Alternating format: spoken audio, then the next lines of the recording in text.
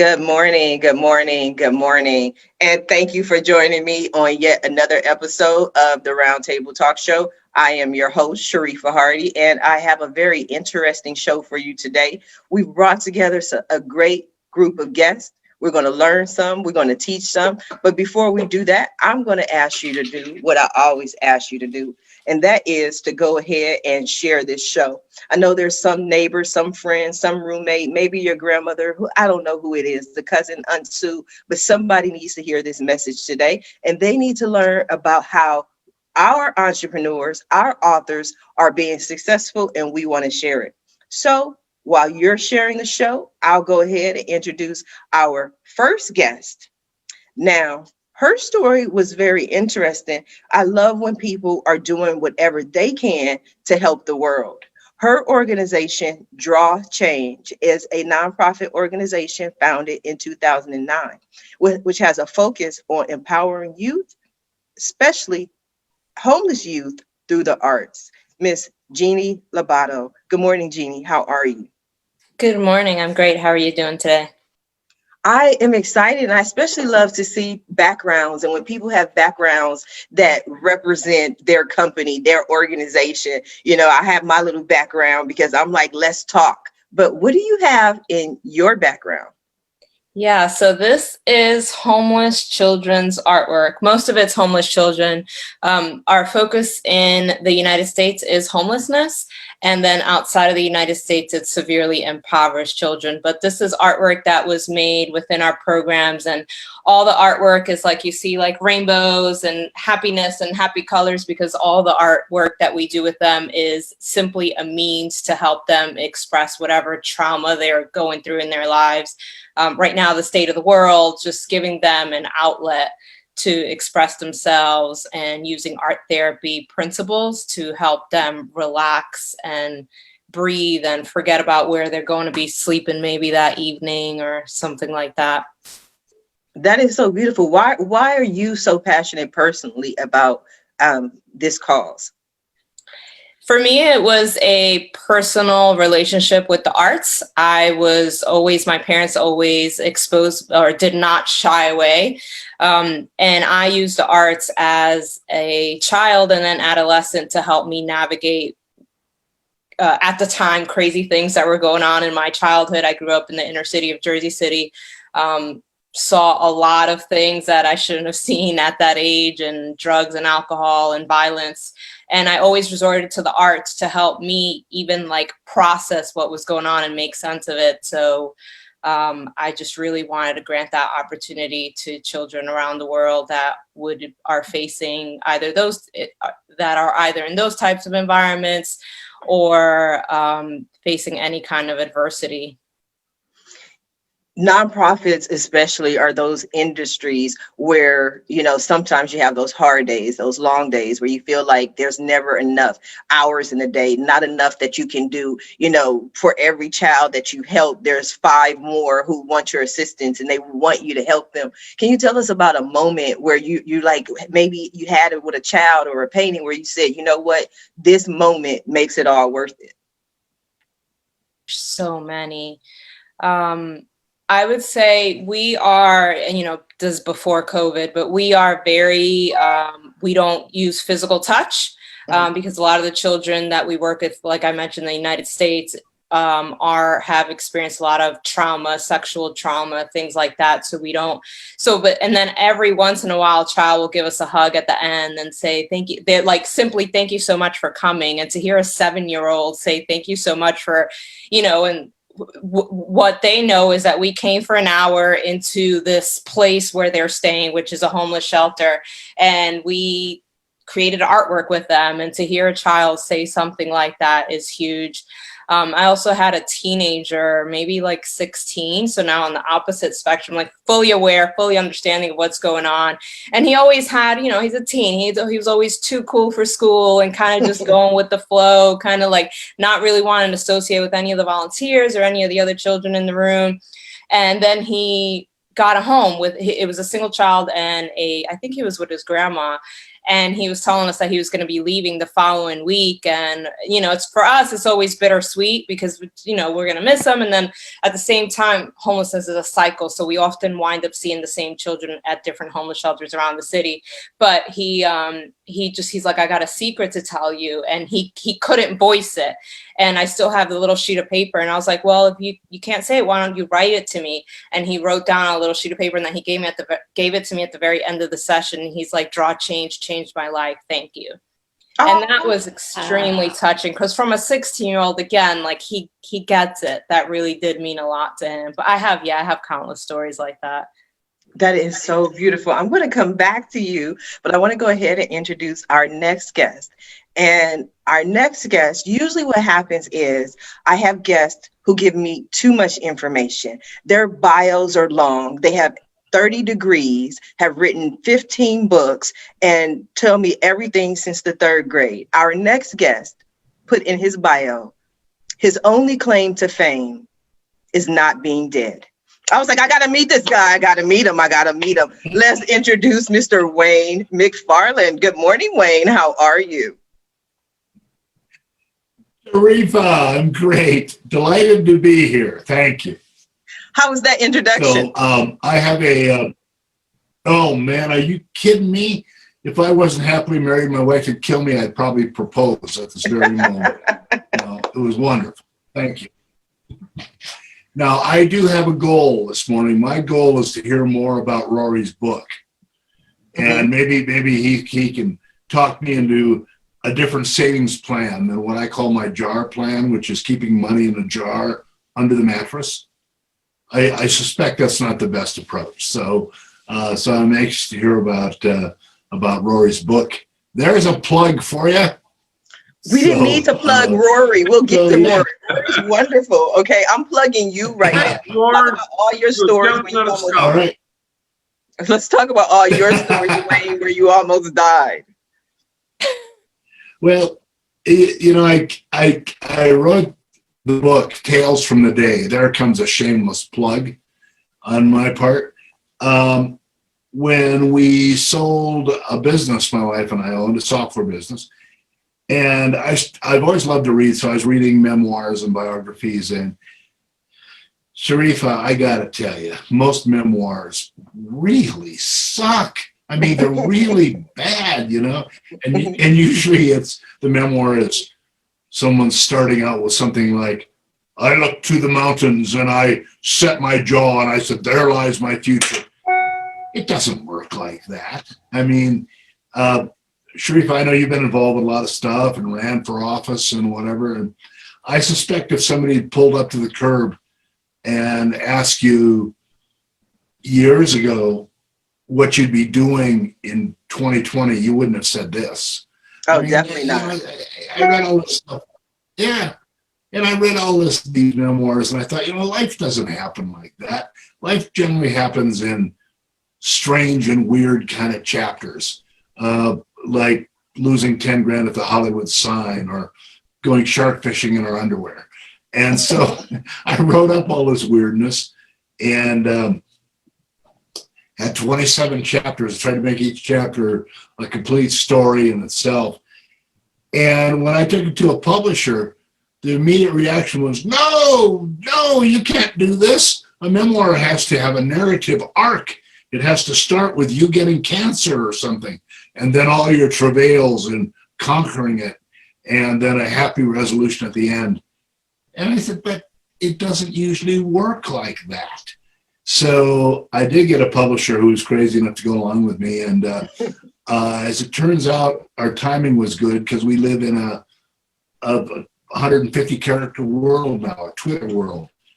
So it went out there and the reviews were kind and we did pretty well. But I think a lot of it is, most of the stuff I'm told is humorous.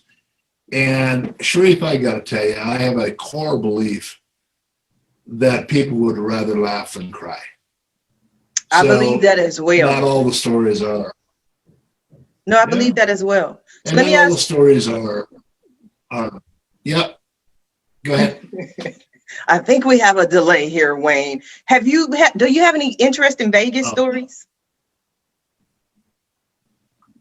Vegas? Yeah, I have a lot, as in Las Vegas. Yes. Yeah, I have one in my book called "The Day We Pitched the Loan Shark." Ooh, I like hearing about loan And sharks, Wayne. well, that was a day we made a presentation to, back when Vegas was mostly run by the mob. We made a presentation to the biggest, baddest loan shark in town to get a contract, advertising contract out of them. So it was a very weird experience. So that's one of the stories in my book. So to answer your question, yeah, I have an interest in Vegas. It's seen it transform itself from really being mostly mob run to now it's squeaky clean with MGM and Coca-Cola and a lot of big corporations owning the place. I just wanted to hear that story because you were told it here the last time, and I was trying to figure out how to find that loan shark because I need to make some improvements for Ask Sharifa.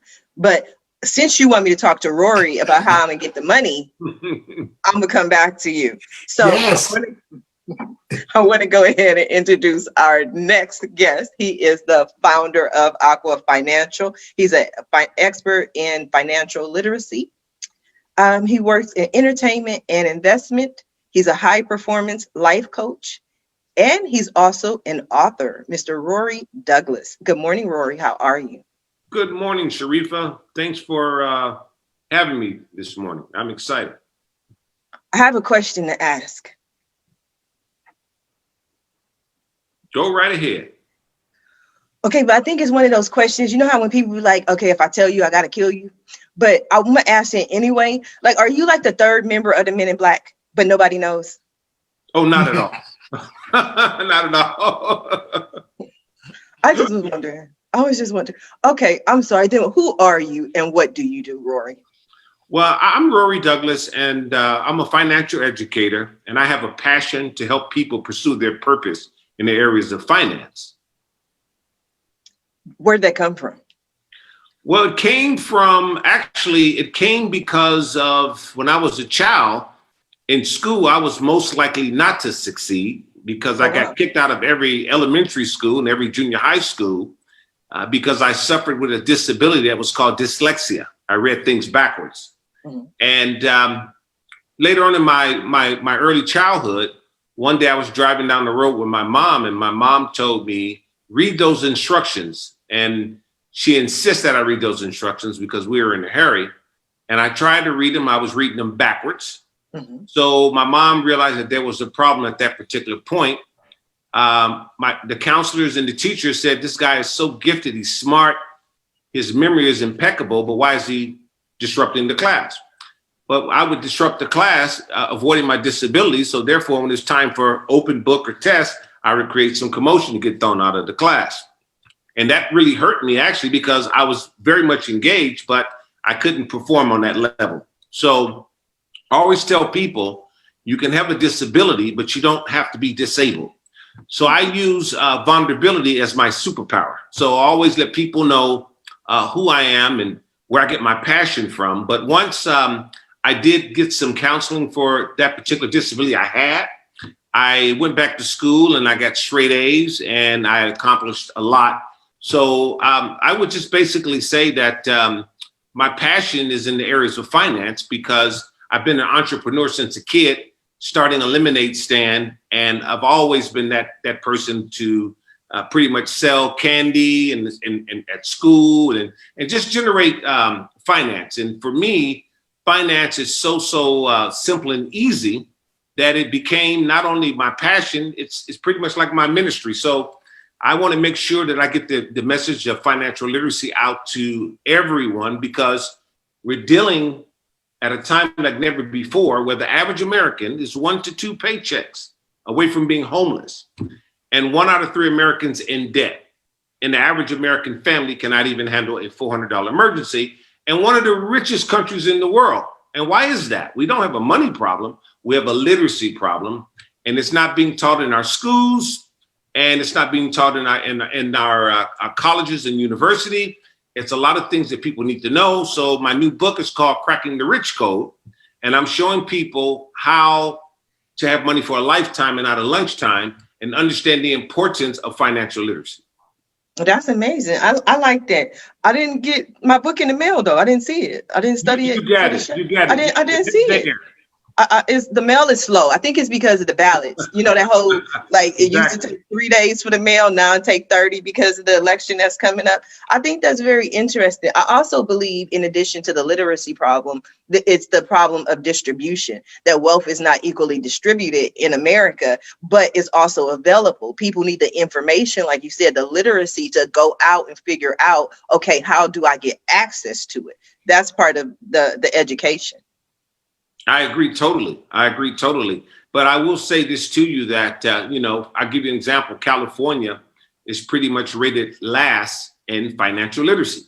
Mm-hmm. And we basically are conditioned to have a lack of financial literacy because it's not really taught. We're taught, algebra and things of that sort, but no one is really taught how to balance a checkbook, understand how money works. So there's a lot of things that young kids need to know, like compounding interest, rule of 72. So there's a lot of mathematical formulas that everyone needs to know that can actually catapult them to the top in terms of finance, but it's not really being taught. So that's why I go around America and Canada and give financial literacy seminars, and people are empowered. And especially I have a passion to get to young people. Right before the pandemic, I left a school that was called El Camino High here in Calabasas and talked to the young people about financial literacy. And you should see their eyes. They begin to, they transform, because some things that they thought was not reachable becomes reachable. So I always tell people, your dreams are not a figment of your imagination, just showing you glimpses of your future. So we have to teach kids about finance before we teach them how to use video games and teach them how to do other things that they would normally do on a consistent basis.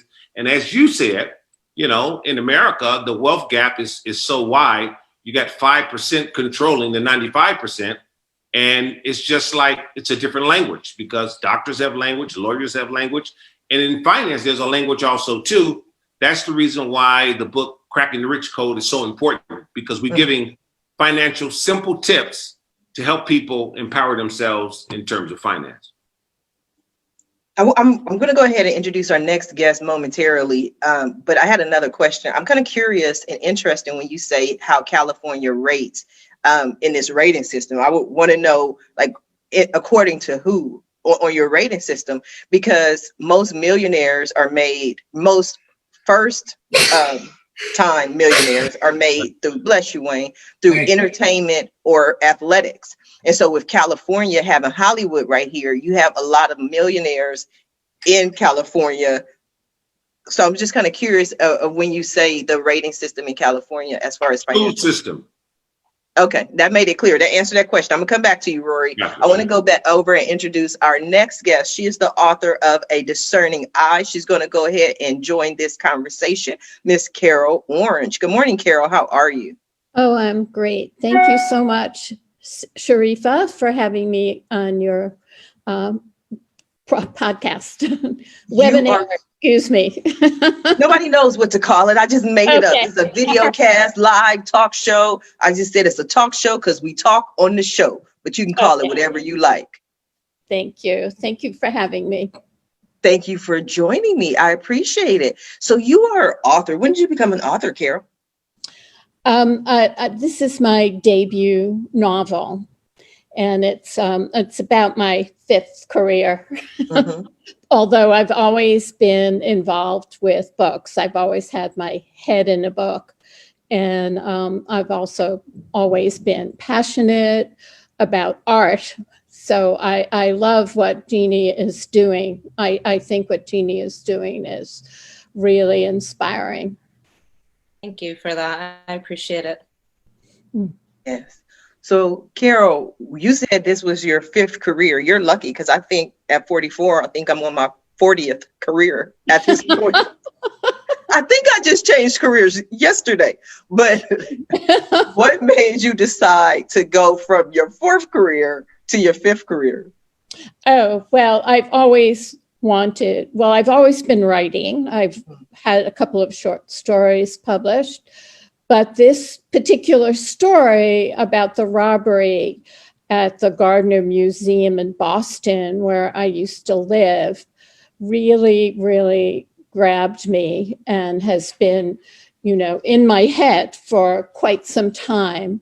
I mean, I just couldn't get over. Here's this incredibly beautiful museum. It's a Venetian palace inside, and it has some of the most fabulous paintings in the world, so that people can come and find solitude and peace and all kinds of beautiful feelings inside this gorgeous space. And the fact that someone robbed this museum and stole 13 paintings just set me off. It's like the greed of whoever did that was astronomical. I mean, they took, a Vermeer that there are only 36 Vermeers in the world, and they took this Vermeer painting that is so magnificent and so moving, and they deprived the public of this art. So it had me so angry, so upset. So this story has been revolving around in my head, and I, invented, because it's a novel, I invented a group of characters, and one of them is named Portia Malatesta, and she's an art dealer, and she analyzes the paintings that were stolen, and she finds a common theme, which is the tension between dark and light. And I think that's what we all have to deal with in our lives, the tension between dark and light. And her theory was that the thief was also very concerned with this. And that's why he, and I believe it was a he, stole, or he arranged to have these paintings stolen, because he didn't do it himself. He hired some mafioso types to go into the Gardner and steal these paintings. And they still haven't been found, although my hope is that they will be found at some point. I mean, it's been 30 years, and my hope is that someone's going to find them in a house somewhere. One of the things I find very interesting about you, Carol, is that when you were sharing this, you kept looking off, and you look back, but when you looked off, I could tell you were reliving it. You were seeing it, like you were really seeing it in your mind's eye. And it was like a beautiful thing to watch. Oh, thank you. Thank you, Sharifa. Thank you.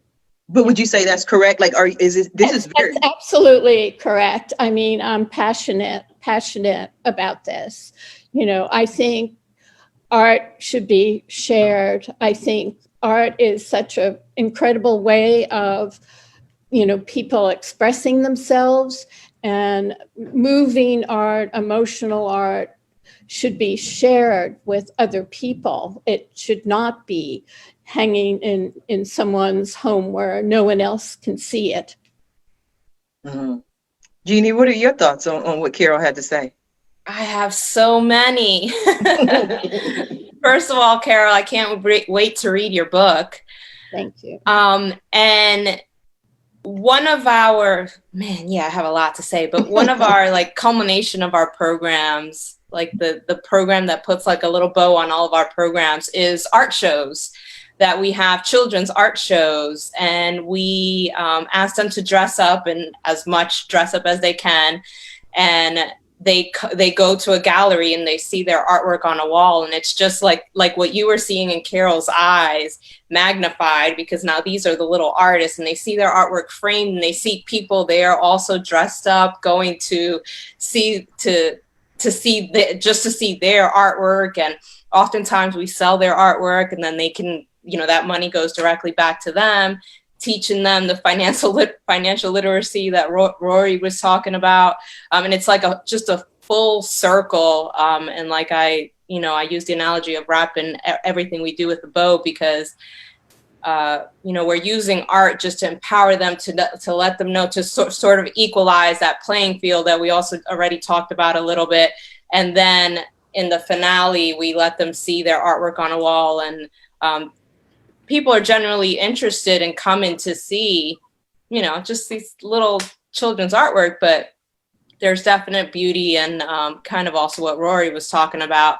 Anyone can achieve any greatness. It's just being given that little spark of hope that you can do this. It might seem insurmountable. It might seem like you can never get to the Boston Museum, but that's not true. You can, and we're all capable of it. And yeah, I can go on forever. It's okay. I'm good at what I do. At around a couple minutes, I'll wrap it up. Okay. We have a question for you, Carol. Viviana Puello, who is the editor and founder of Art Tour International magazine, said she absolutely agrees with what you had to say about your book. She said she loves your novel. She would love to read it. Where is it available? Oh, it's available everywhere books are sold. Bookshop, I like to send people to bookshop.org because some of their profits, and this is taking Rory's financial literacy into account, some of the profits of bookshop.org go to independent bookstores. And I like to support independent bookstores. And also you can call your local bookstore and they'll order it for you. I mean, it's available everywhere else, but I'm really thinking about about just what Rory was saying, which I totally support. I think it's marvelous that he's teaching financial literacy because it needs to be taught in the schools. And so I'm promoting bookshop.org as a way to get my book. Thank you. I have to apologize, this is Wayne. I didn't catch the name of your book. It's called A Discerning Eye. And I came up with that title because the the Isabella Stewart Gardner Museum in Boston, Isabella, had an incredible eye for art. She was taught by some of the experts at Harvard, but she had her own ideas as well. She was one hell of a strong woman. So that's what it's called. What I read is that oftentimes paintings are stolen. They can't resell them because they're so famous, but a lot of times I read they're stolen so someone can just put them in their house and look at them. Yeah, it makes no sense. I agree with what Carol was saying. There's just the amount of greed that it takes to do something like that. You can't resell the paintings. They're too famous, so. Yeah, and then you just look at it every day and you are reminded, well, maybe not, maybe they're not, but you're reminded of that doesn't belong to me. That's someone else's wealth. It's the community's wealth. It's just, yeah. Yes, absolutely. So Amy Hughes says, I love Carol and Jennie's energy. She said, dyslexia is no joke. Good for you for persevering, Rory. So we just getting some comments, just reading those to everyone. Great show. So Wayne, let me throw you a comment then. I love your energy. Tell us about your experience with the Hollywood sign. Well, this falls under the heading of, again, it's the reason I'm going to buy Rory's book, but it falls under the heading of sometimes the things happen totally out of your control, and it seems like the worst disaster you've ever been involved with turns out to be the greatest thing that ever happened to you. Absolutely. How it all came about is I was in California. I'd run away to the circus. So we were in California and how broke were we? We were so broke. I mean, we were on the edge of living your car broke. And we were doing corporate commercials, basically, pitching, roofing materials and whatever. And we do it with a soundtrack and some visuals, slides and stuff. And one day when lasers first came out, we used a laser in a presentation. I think it was for swimwear. And so the next day in my little cramped office, I get a call. And this guy says, "Are you the one with the laser?" Well, I didn't have a laser. We borrowed the laser. But I said, "Yeah, sure, that's me." And the person said, "Listen, we have the contract to provide searchlights for the unveiling of the new Hollywood sign. And we were thinking, what better thing could we do than to add lasers?" And I said, brilliant idea. So they hired us to put lasers on the Hollywood sign and shoot them around as the television cameras whirled. It was a live TV show, Sharifa. Wow. Yes, yeah, to a third of the nation. So I had visions of a chair with my name on it, you know, a megaphone, food trucks, overhead mics. I mean, this was it, right? Mm-hmm. So I had just, Gloria and I, my wife, hadn't been married too long. So off we go to the Hollywood sign. And I borrowed a couple of lasers, but there's no water, there's no power. So based on my contract to do this work with CBS, I got a power truck and a water truck on credit. Mm-hmm. So the night of the show comes and there was a live production featuring a wonderful entertainer. Her name was Lola Falana. Poor lady got MS, so she's not around much anymore. But I didn't know her personally, but this was a lady who not only was brilliant, but she had her own song.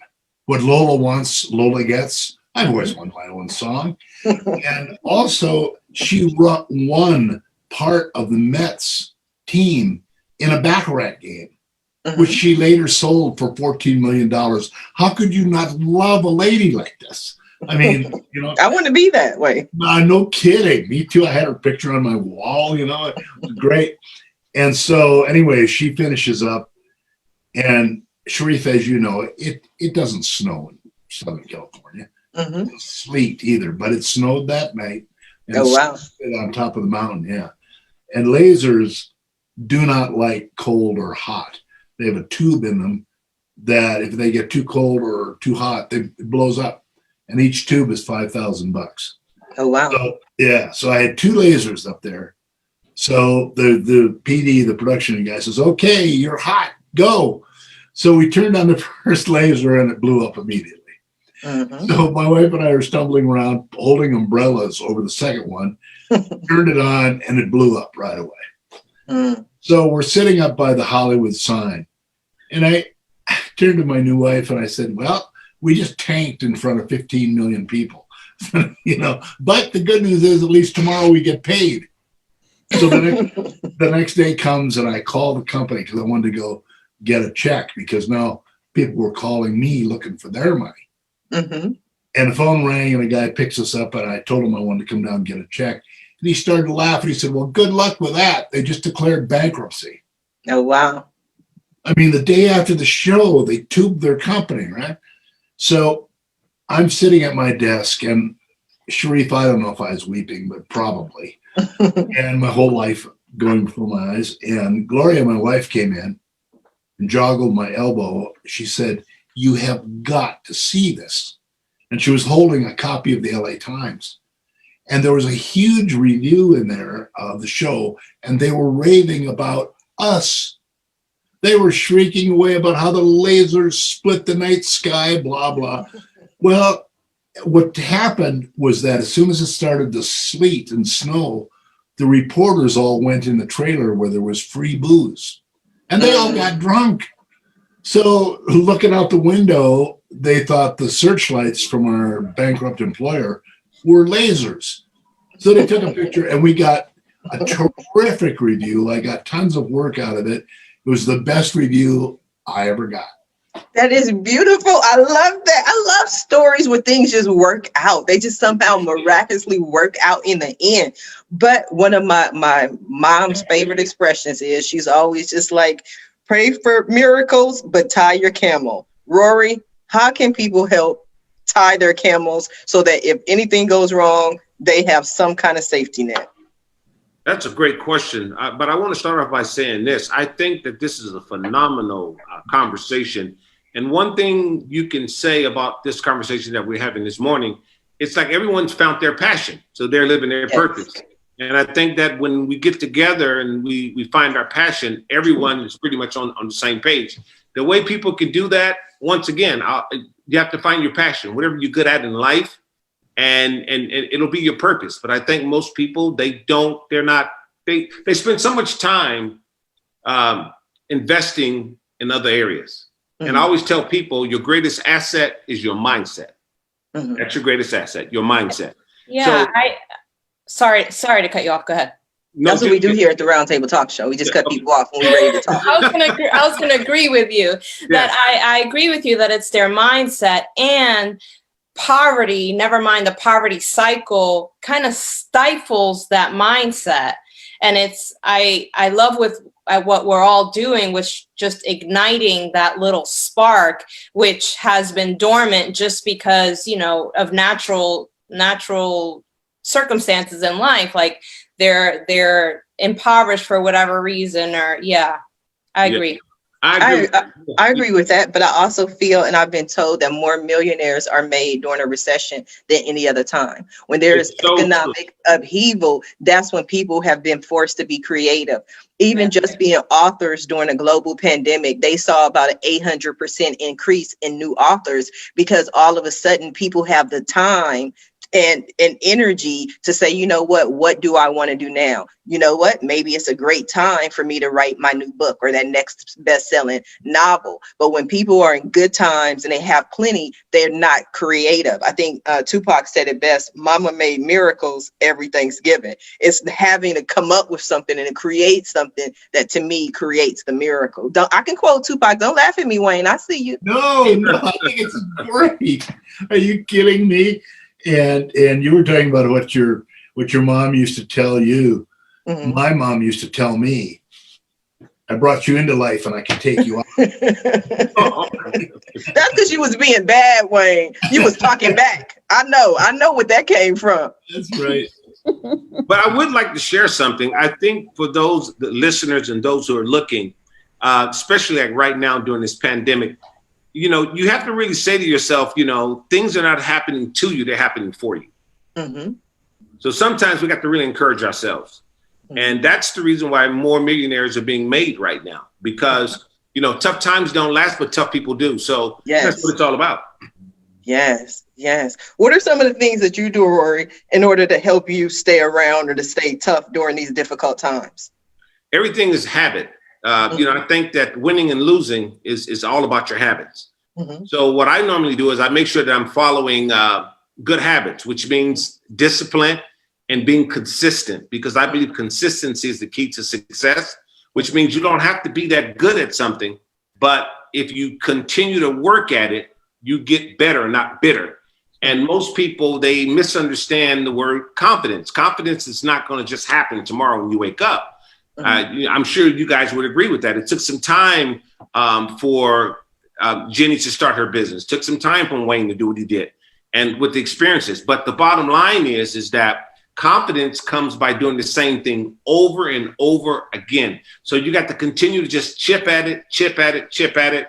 And just like a masterpiece, artist with a chisel, you're building your masterpiece. It takes time, but it's well worth it.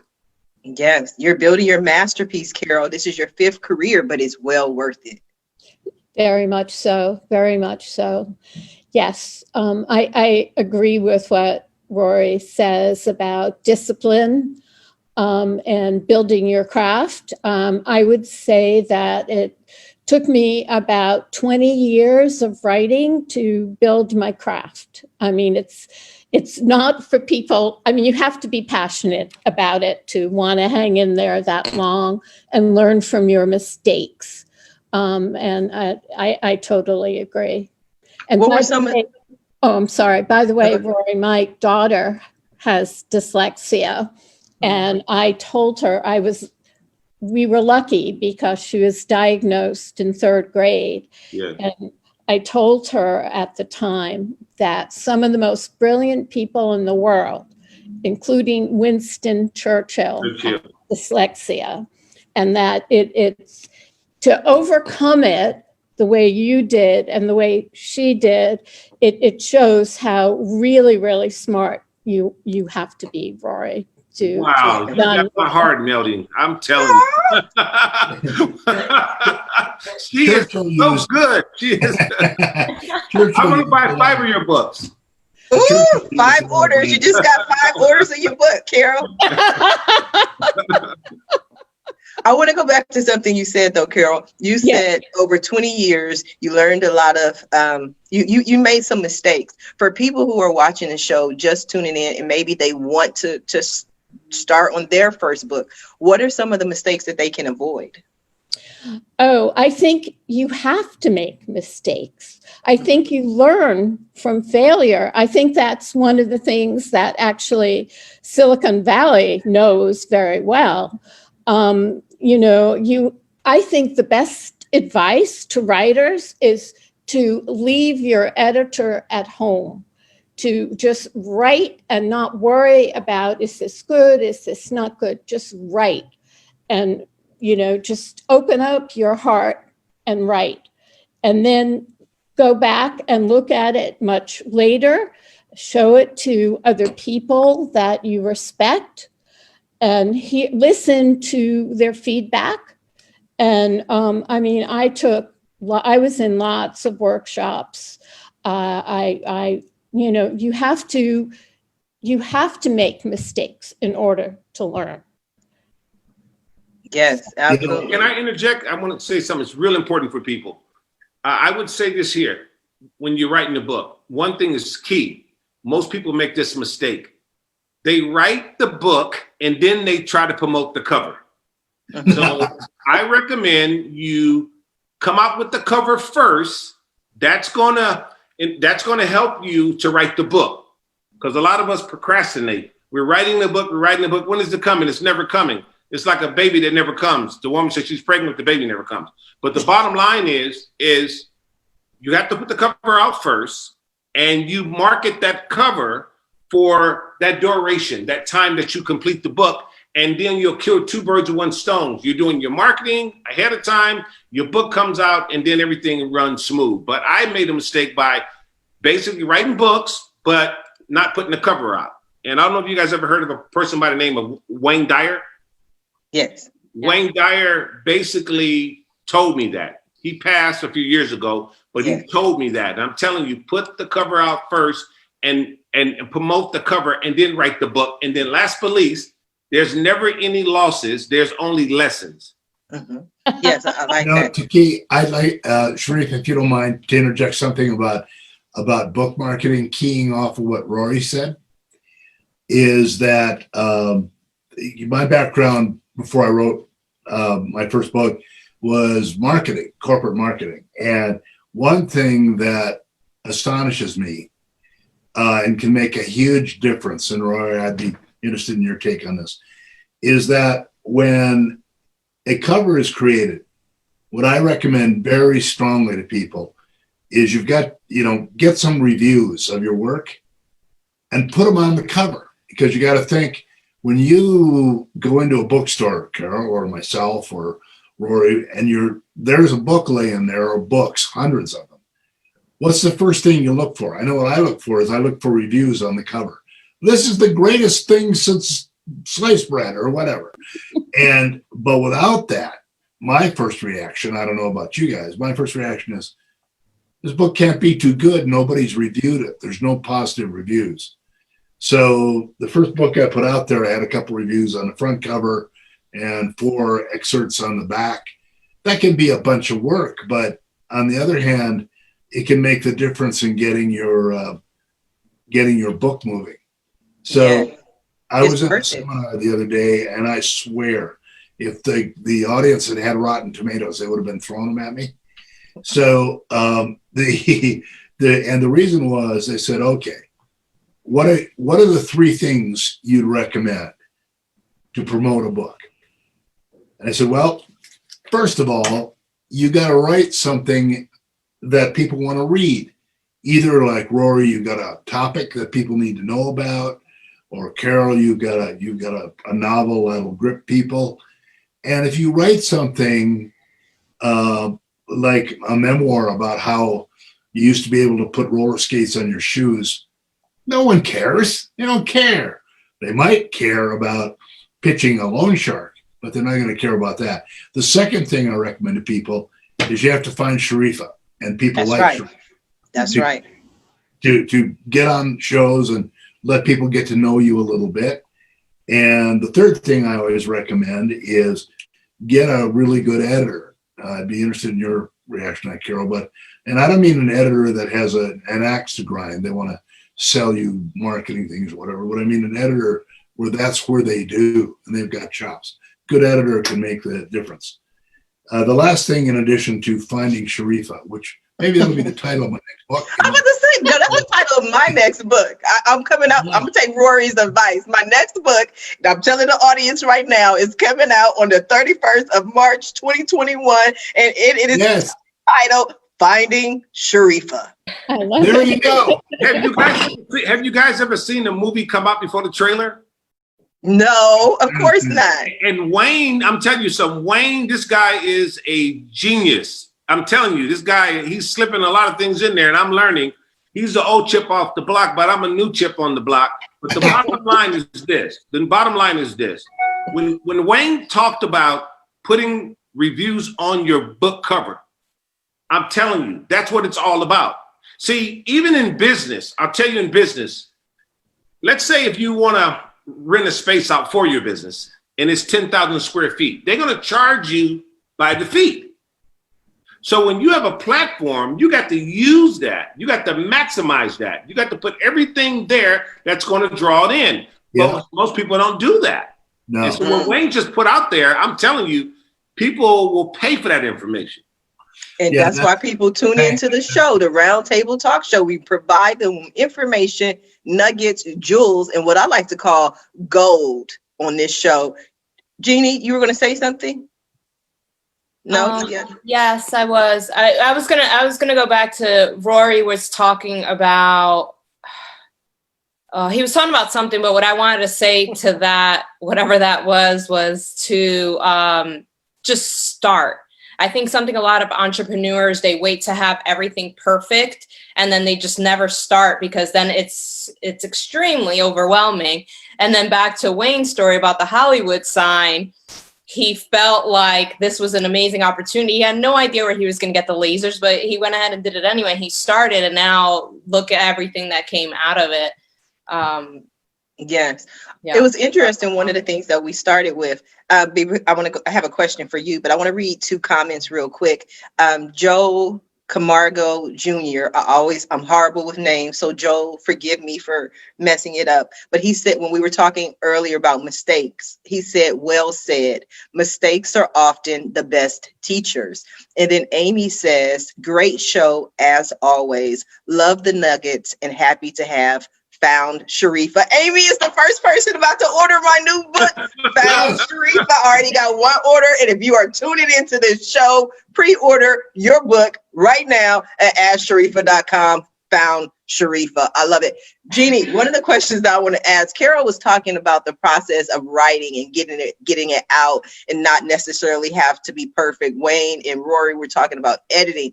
But I know with art, it's the same way, because I tell people in all my gifts, and I tell y'all the good Lord loves me because I have a lot of gifts, but I cannot draw a stick figure. Like I'm serious. Like I'm not that creative type. I'm more of an organizational type, because in my head, if this art doesn't look right, I'm gonna be mad.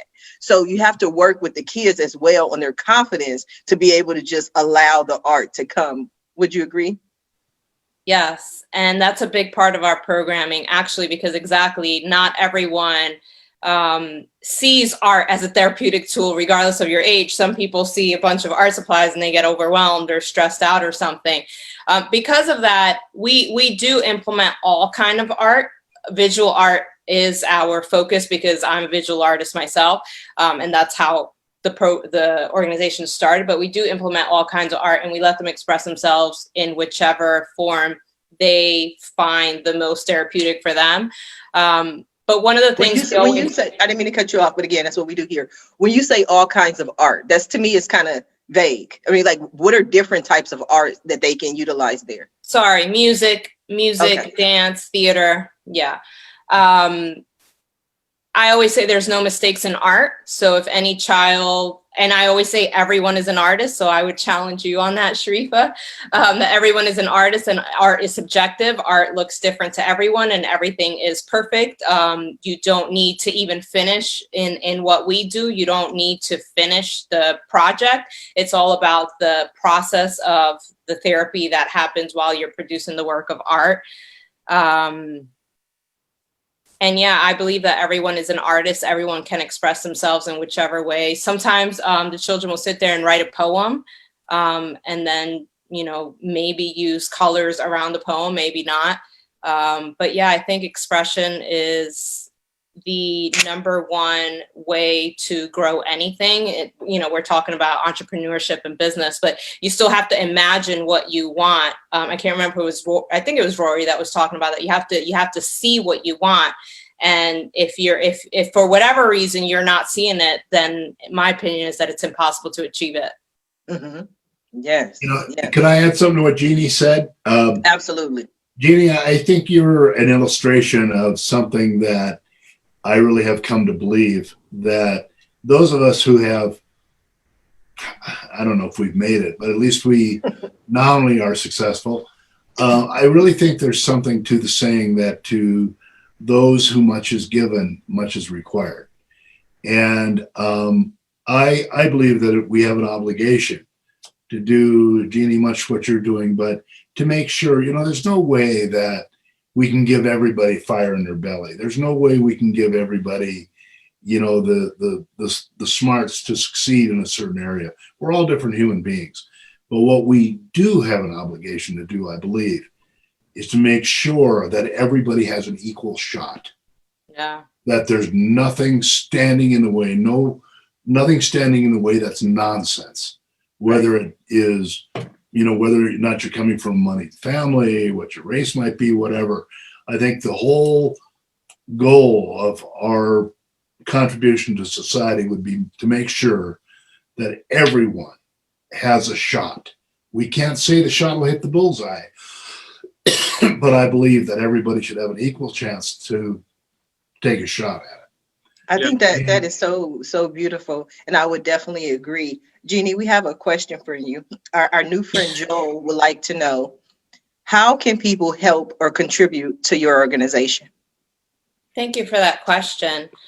We are Draw Change on every social media platform, also drawchange.org. You can see what kind of opportunities are there for volunteering, for sponsoring children one-on-one, for volunteering within our programs around the world, and also financial contributions are also very welcome. We took a huge deficit this year due to COVID, and we're just trying to recoup all those funds lost, as well as we are looking to hire more art therapists to help with all the trauma that the compound trauma that the children that we were already working with are experiencing. So yeah, thank you for that question. That's wonderful. Does someone have to be in a specific city to volunteer, or are there things they can do virtually? Yes, especially now. I mean, unfortunately, now we're actually starting to go back to all of our programs around the world, but very, very slowly, methodically, and carefully. But yes, there is actually a lot of virtual work that can be done behind the scenes with writing. Carol, maybe you can help. No, I'm kidding. With writing, with definitely going to support you. I think what you're doing is marvelous. Thank you so much. Thank you. There is a lot of virtual behind the scenes work that can be done, grant writing, research, honestly, business. I always say, I'm on this podcast and feeling a little bit out of my element because I started the business. It was a year into starting the nonprofit organization that someone called me an entrepreneur. And I was like, whoa, no. Yes. I went to art school. Yeah. And I'm here running this full-fledged business. Unfortunately for now, I spend most of my time behind a computer. I am on the ground running things, but not that much. Again, I'm talking about pre-COVID. Yes. But yeah, everything I learned. You are doing it. You are doing it. I love the fact that you are doing it. Do not ever, and I know you're not, but please do not ever sell yourself short because of degrees. People think I have degrees. I don't have. I went to the school of hard knocks. I get through life because of my experience. I've been working since I was 11 years old. I can build computers. I can market. I can build a website. I can talk. I'm just multi-talented. So it doesn't mean just because you have a degree, you're going to be that much more successful. You will be it because you have studied and you have learned the information, but people get information a lot of different ways. So I don't want to downplay education, but some of the most talented, successful, wealthy people in the world have absolutely no degrees. Now we are coming down to the last few minutes of the show. And what I love to do at the end of every show is just simply allow my guests the opportunity to speak directly to the audience, to everyone who is watching this show live, as well as everyone who is watching it in the archives, and simply let them know what you want them to take away from your appearance here today. And we're going to start with you, Carol. Oh, thank you so much for being here. Thank you for listening. It's been a real honor and pleasure to be on this show, Sharifa. Thank you. You are so welcome. Once again, what's the name of your book and where can people find it? It's called A Discerning Eye, and I'm recommending you go to bookshop.org or your local bookstore. Thank you. You are welcome. Absolutely. Jennie, what do you have for us? Well, I just mentioned our website if you'd like to learn more. So I won't mention that again. What I would say is get involved somehow in your local community. And I'm glad you asked that about volunteering virtually, because I guarantee you just about every nonprofit in the United States has virtual volunteering opportunities, and they need you now more than ever during this pandemic. So get involved and learn about Draw Change or any other nonprofit organization in your neighborhood, please. Yeah, so if you won't mention it, I will. Go to drawchange.org. Rory, what do you have for us? Well, I would like to say to people, especially today, just keep in mind that people, they don't buy products nowadays, they buy you. So don't be afraid to show people who you are. And when value is made clearly, decisions are made easily. You guys can reach me at rorydouglas.net, rorydouglas.net. Also, you can go to aquafinancialcenter.com to register for free financial literacy webinars during pandemic. Yes, Joel says nothing wrong with mentioning it again, and he added drawchange.org to the comments for anyone who is interested in either the volunteer opportunities or making a donation. Awesome. Wayne, what do you have for us? Thanks, Sharifa. What I would say to the audience is, in addition to bless every one of you for being here, is don't be taken in by a lot of the media stories about here's Johnny or Mary who wanted to be a nuclear physicist from the time they were 2. It really doesn't happen like that. The main thing to remember is that I think just seize the day as things come to you. And furthermore, remember that today's disaster is tomorrow's great story. I think that is such a wonderful way to end a show. Thank you. We'll see what happens and we'll make some more great stories. I want to thank you all for joining me on today's episode of the Roundtable Talk Show. And I also want to thank everyone who tuned in to watch this show live, as well as everyone who is watching it in the archives. We definitely appreciate your support, but please don't just watch the show. Share it with your friends, with your network. Help us get the word out about not only what we're doing, but all of our guests. Now, if you're interested in more ways that I can help your business, or maybe you want to pick up your tickets to my 2-day New Year, New You teleconference on December 29th and 30th, or maybe you want to be a guest on the Roundtable Talk Show, please visit my website at asksharifa.com. Until tomorrow at the same time, 8 a.m. Pacific time, everyone have a safe and a blessed day. Bye now.